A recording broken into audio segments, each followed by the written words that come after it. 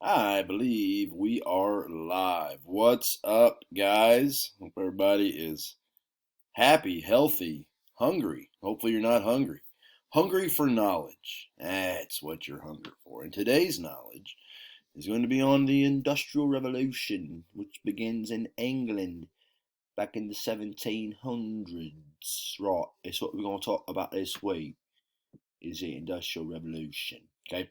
Uh, Looking ahead, I know I've told you all year long. It's huge for me. I do it every year. We must get through World War II. Hitler has to die in this course. Going to 3 day weeks is going to make it tough. I think we can do it. Okay, it's going to be tight. We're going to fly through the Industrial Revolution, which I know you guys had a lot of last year in junior high.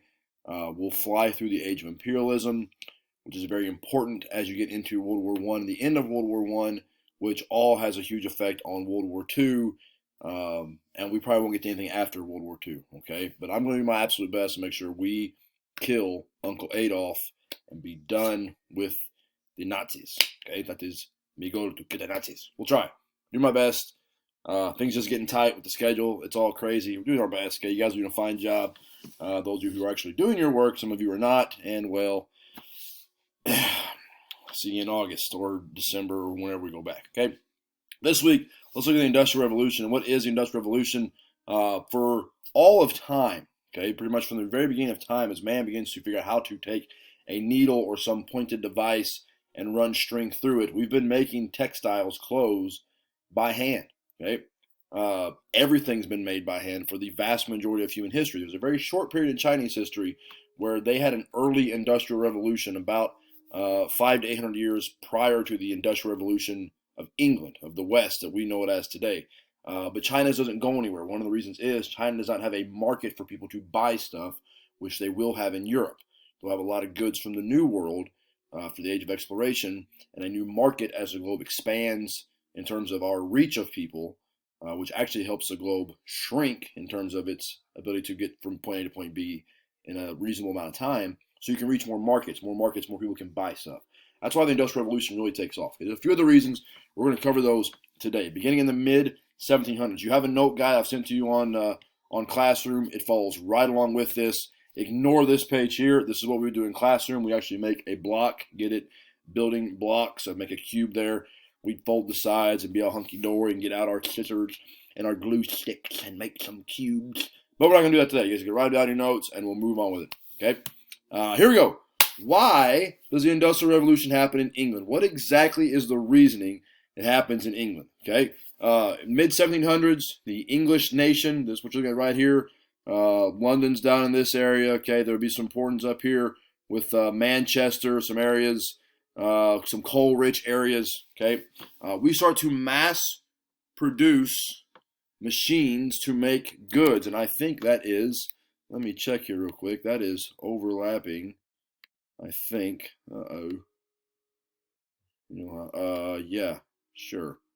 Okay, I just want to make sure. Hopefully there's no more slides like that. They're not overlapping and blocking your view, okay? But we'll start to mass produce goods with machines, not by hand. And this will replace what has been known as the cottage industry. The cottage industry is where we actually made goods at home. You were making shirts and other items that could be sold at local or foreign markets at home in a cottage. It's a much slower process. You can only make so much. Your volume is much less. The time is much greater. Not really effective in terms of making a large amount of production. But we're going to get rid of that with the Industrial Revolution. Okay, we have, and there's blocking them all again. I've done a terrible job of making sure this one here is prepared for you guys. Oh, geez. There we go. All right.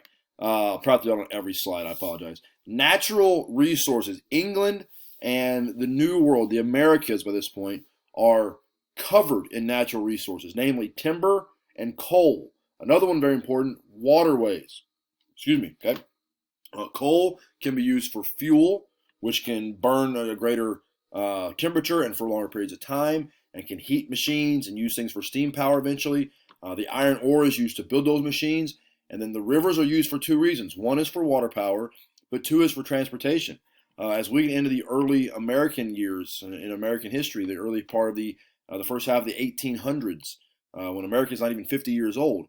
We're able to take goods from the plain states, from out where will eventually become Illinois and Missouri and along the rivers there, and through canals and systems along those rivers up into the Great Lakes, and then out through the St. Lawrence River to the Atlantic Ocean.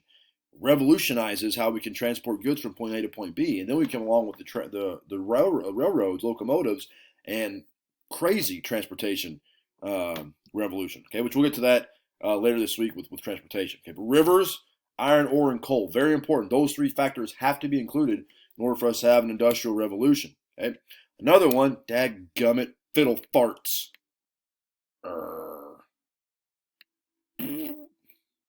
I'm just gonna go ahead and fix all these right now. I know, bummer, you guys. I was into it. I was feeling the flow, doing the bird dance, feeling the flow. Happy Gilmore. That one there, and there's one more, I think. No, there's not. All right, back to slide 4. Okay.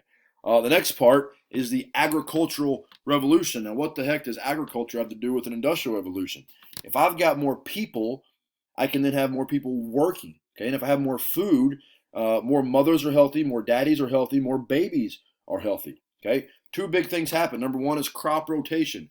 We don't always farm the same plot of land the same year using the same type of crop. Okay, in this little picture here, you see how we've got some enclosure, but we have 5 different sections.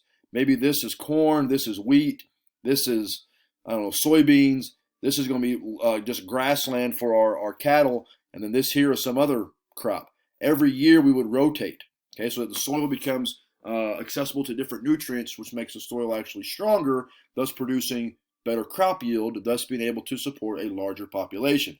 Okay, and then the enclosure movement, when it's mentioned there, landowners buying up huge pieces of land, forcing farmers off that land and into cities where they can then make factories and help the Industrial Revolution. It all works together. But we take that land and we section it off by either hedgerows, which is here's a hedgerow with like a grass, like a fence made of a bush type thing, okay? Or in some cases, actual fences. They'd build large-scale fences. And you'd rotate your crops, section it off, everybody wins, okay? As long as you were able to get a job in the city, you won. Otherwise, you were poor and desolate and you lost your land because the rich guys bought it up, which rich guys do that throughout history, okay? Another reason why, I don't say number 5, the 5th side of your box, if you're making a box, England has a stable government. That's very important, okay? China has some dynasties there during a time period where they're trying to industrialize years before this. It's not stable, okay? America's government's very young. France has had a lot of problems in the 1700s. They're incredibly in debt.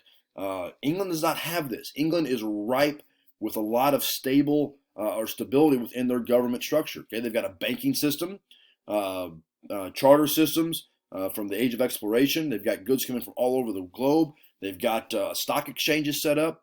Entrepreneurs are welcomed and supported and really promoted in England. They want you to take money and go start a business, okay? Because that's going to make them more money in return on your yield, on your on your interest. Okay, just have that loan. Okay, England does not have any major wars in the 1700s. Most of those wars are in Europe and in France. Parliament loves business because Parliament's making buku dollars, and we've got stability. No revolutions. We have a major revolution in France. We're going to have a major revolution in America, which is with the English, but it's not in England. Okay, there's no fighting going on in England. That's going to be important at the end of World War I and World War II.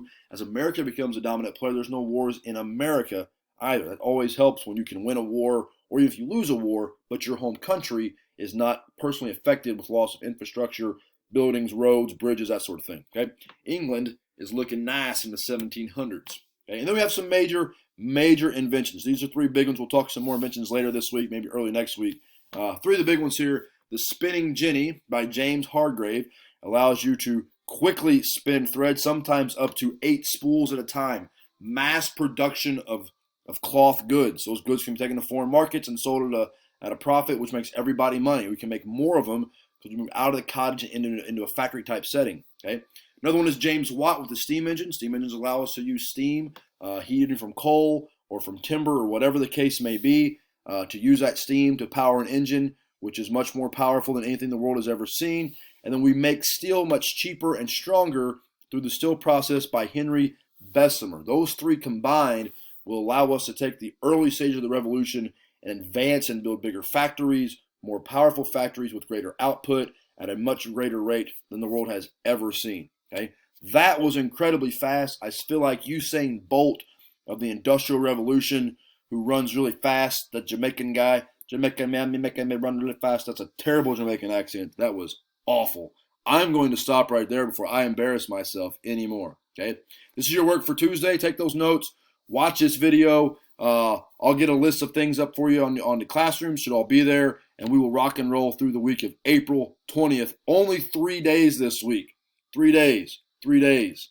3 days. 3 days. I sound like that some insurance salesman or radio sales guy. I don't know. I have no idea what I'm talking about, so I'm going to stop. Have a great day, gang. I'll see you guys soon.